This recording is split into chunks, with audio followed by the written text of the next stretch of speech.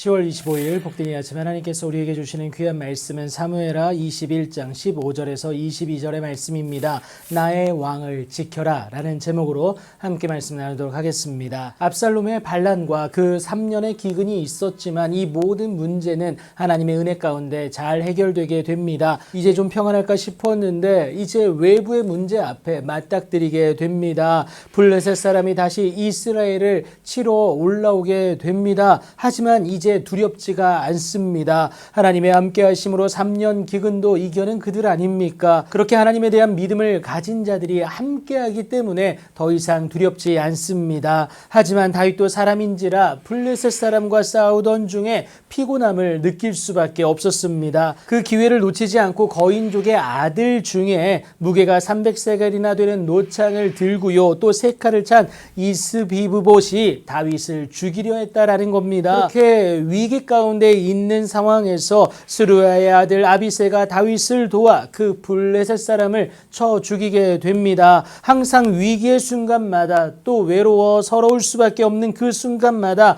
다윗에 대한 충성으로 그를 위로해줬던 아비새였습니다. 그런데 오늘도 그랬다라는 거예요. 그때 다윗의 추종자들이 그에게 맹세하며 요구하는 것이 있었어요. 왕은 다시 우리와 함께 전장에 나가지 말아달라는 겁니다. 그 이유는 다른 것이 아니라 당신은 이스라엘의 등불인데 당신이 꺼지면 안 된다라는 거예요. 다윗은 이스라엘의 정치 상황에서도 또 하나님과의 언약 실현에 있어서도 구심점 역할을 감당하고 있었기에 이스라엘의 등불로서 온전히 지켜지는 것은 요구되어졌던 사실이다라는 겁니다. 이를 위해 자신의 안전보다 이스라엘을 위해서 또 하나님의 역사하실 그 나라와 민족을 위해 뛰는 그들이었다라는 것을 우리가 알 수가 있습니다. 그 후에 다시 블레셋 사람과 곱에서 전쟁할 때도 아비새 못지않는 영웅들이 출현하게 되는데요. 후사 사람 십북에는 거인족의 아들 중에 삽을 쳐 죽이게 됩니다. 또다시 블레셋 사람과 곱에서 전쟁할 때에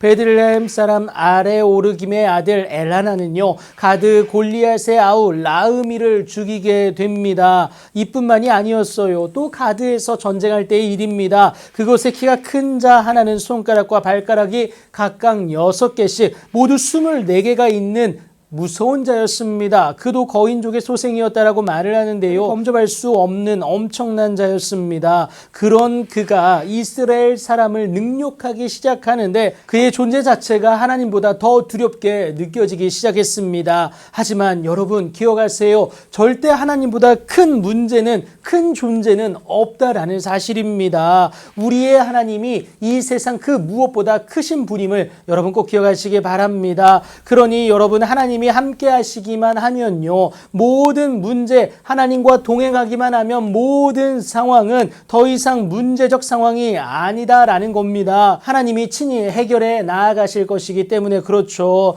이 사실을 알았던 다윗의 형 삼마의 아들 요나단은 그렇게 하나님을 힘입어 그 거인을 죽이게 됩니다. 안 될 것 같던 그 모든 것도 하나님으로 인하여 되는 은혜를 누린 것 아니겠습니까? 그렇게 이 네 사람, 곧 가드의 거인족의 소생이 다윗의 손과 그의 부하들의 손에 의하여서 다 넘어지게 되는데요. 하나님을 가진 이스라엘의 등불이 하나님에 의해서 지켜졌다라는 것을 여러분 기억하시면 되겠습니다. 그렇게 지켜진 이스라엘의 등불로 말미암아 하나님의 일하심은 온전히 시작될 뿐만이 아니라 또 놀랍도록 진행된다는 사실입니다. 오늘 우리에게 허락하신 왕, 하나님이 우리에게 주와 그리스도가 되게 하신 그 왕은 바로 예수님이십니다. 오늘 나의 등불 되신 예수님을 우리는 잘 지켜내고 있습니까? 모든 일에서 예수가 나의 왕 되심을 인정하고요. 그래서 그 결정의 중심에 있게 해야 한다라는 사실입니다.